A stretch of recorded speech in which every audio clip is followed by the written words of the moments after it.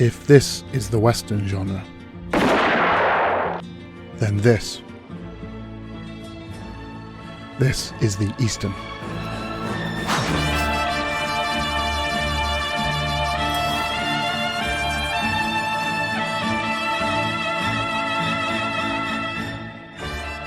Or as close to the concept as cinema is ever going to get.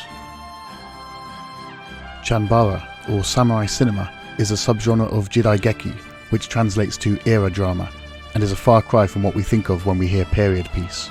Instead of bonnets, bulls and the Bennett sisters, Chanbara is obsessed with samurai, shinobi and swordfights, and is very similar in concept to the classic western. Tense duels, the terror-filled reign of outlaws, and righteous leads righting those wrongs are the lifeblood of both genres, and even stylistically these two share some surprising similarities. When anime adapted this concept from its live-action roots, it infused it with the ideals of its own medium, which is how we've ended up with a stable of films that trade in hyperviolence and shock value as much as they do honour and discipline. Thanks to these pulpy, visceral and often unpalatable thrills, the genre has become a perfect breeding ground for fantastic action movies, because anime, more than any other medium, understands the importance of simplicity. Today on Beyond Ghibli, I'll be looking at some of the purest action movies anime has to offer, and the legacy they've left behind.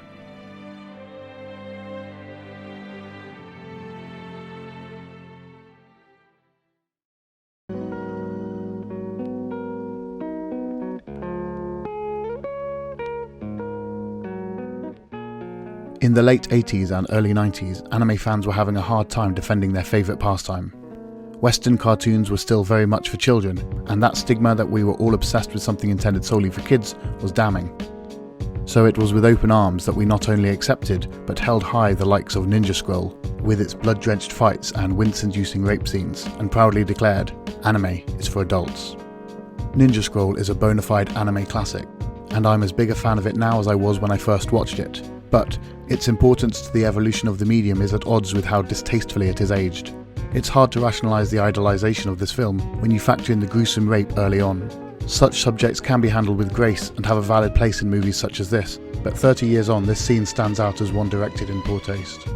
It's not the only troubling moment of the movie either, but it's exactly because of these moments that Ninja Scroll became such a seminal movie, and a champion for the art form.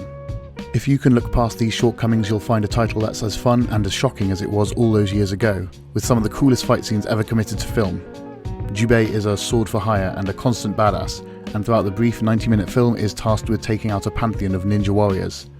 It's this boss rush setup that gives Ninja Scroll the breathless pace that it enjoys, with each brief respite simply stringing the viewer along, causing them to constantly question where the next bad guy or girl is going to spring from. Its fight scenes are blisteringly cool, and Jubei's sidekick/love interest Kagero is one of the coolest characters of the entire film. A veteran food taster who has built up such an immunity to poison that she herself has become toxic is a great hook, and lends a bit of much needed agency to her rape, as her attacker is unwittingly poisoned by her body. Ninja Scroll will likely continue to struggle with its legacy, which is as enduring as it is archaic, as time goes on and tastes change. But no matter how the dialogue evolves going forwards, I never see Ninja Scroll falling out of vogue. It is, and always will be, interesting, exciting, and unapologetically vicious.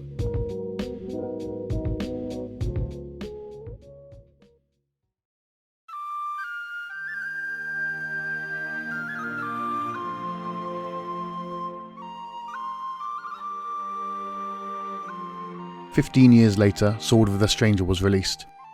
A far less problematic movie that is every bit as gratifyingly bloody. The film follows the exploits of an easygoing warrior with no name, as he attempts to protect a young boy from the relentless attacks of Ming foreigners who want him for their own nefarious purposes. Sword of the Stranger is a slower movie than Ninja Scroll, with a more involved plot full of interesting characters. The villains are wonderfully evil, with early displays of power promising violent showdowns by the film's close, a prospect that is as exciting as it is terrifying.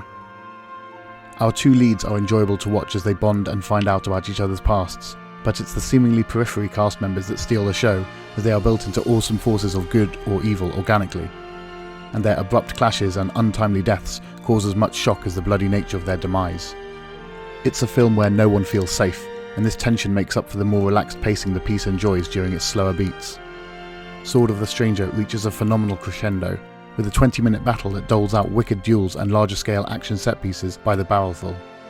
Throughout the production, the soundtrack is used to amazing effect, but it's in these final moments the score really ramps up and delivers one of the most satisfying ends to a film I've seen to date.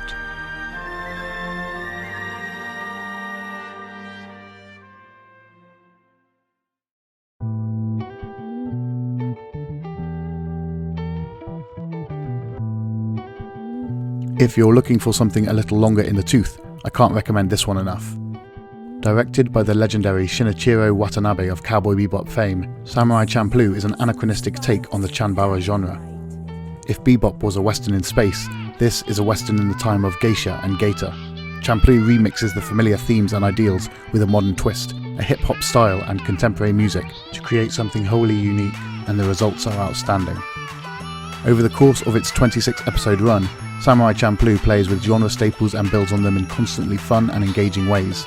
From its brilliant prison break opening and our introduction to the trio of unlikely leads, the series slowly introduces you episodically to the laws of its wild land. From Yakuza-run towns on the verge of civil war to warriors who exist solely to find a worthy opponent, Samurai Champloo doesn't sit still, and it refuses to waste its longer runtime. Watanabe is a master of episodic, standalone content that is woven effortlessly into a bigger picture. It's a trick that made Cowboy Bebop the runaway hit it became, and it's a talent in full force here. The episode-to-episode action scenes, however, are the real draw of the show, with a flow and verve that is rarely seen in animation at all, let alone televised content. Samurai Champloo will leave your jaw on the floor from episode 1. It's a beautiful mix of classic swordplay and out-of-place breakdancing, now known as Champloo Kendo, that will constantly leave you in awe. Shinichiro Watanabe is one of the masters of anime, and I'll be making a video of his own soon enough. But I would have been remiss not to mention Samurai Champloo here as a star of Chanbara. It's in a league of its own, and one of my all-time favourites.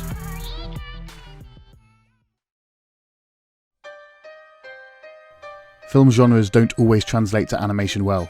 I've yet to watch a horror anime through my fingers, for instance, but action has always served and been served by anime well. Time and time again it's produced some of the most eye-watering visual spectacles around, and the Chanbara genre in particular plays host to some of the all-time greats. There's no shortage of it either, so if you find yourself clicking with the fountains of blood, severed limbs and ludicrously stylish fight scenes, you're in luck. The Western is rising in the East.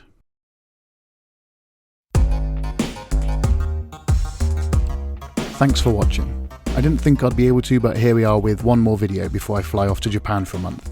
The eagle-eyed amongst you might have noticed a lot of changes going on here at the channel in the last week or so, and I'm pleased to announce that I've officially rebranded as Beyond Ghibli. I'm hoping this gives new viewers a clearer understanding of what this channel is about going forwards. The content will remain the same and, don't worry, it won't stop me from making the occasional video about Ghibli. If you want to get notified of future projects, consider subscribing or follow me on my new Twitter account for updates on upcoming videos and, for the next month at least, all the Pokemon I'll be catching in Japan. If instead you think I should become a professional poison taster, hit the like button and I'll order a load of fugu in Osaka.